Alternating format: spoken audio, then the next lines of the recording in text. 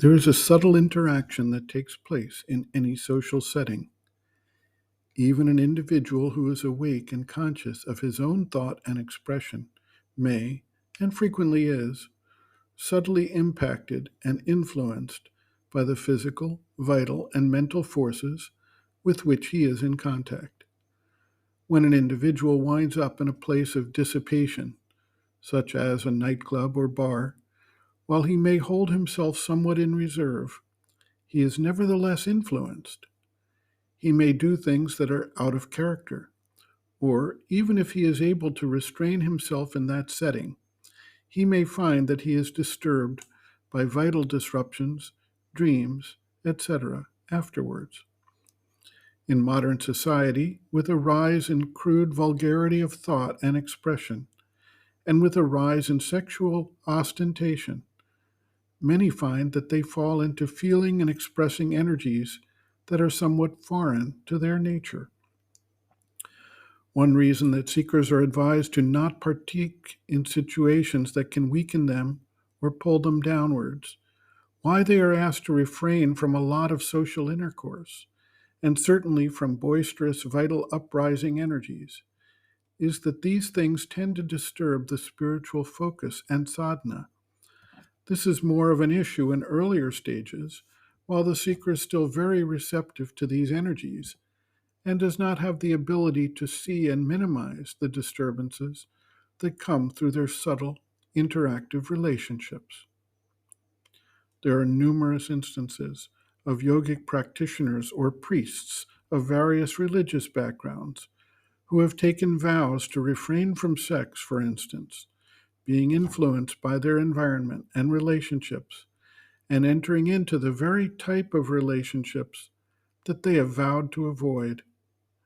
There are instances of gurus coming to the West, for instance, who have interacted with the much more sexually permissive culture of the West and succumbed to the temptation, and even used their developed powers to take advantage of the opportunities that arise under these circumstances.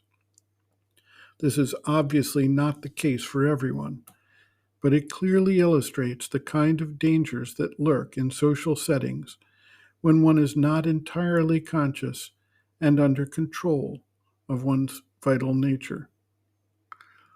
The mother writes, quote, "Try this little exercise.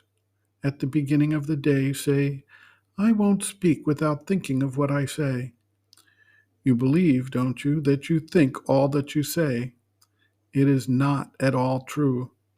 You will see that so many times the word you do not want to say is ready to come out, and that you are compelled to make a conscious effort to stop it from coming out.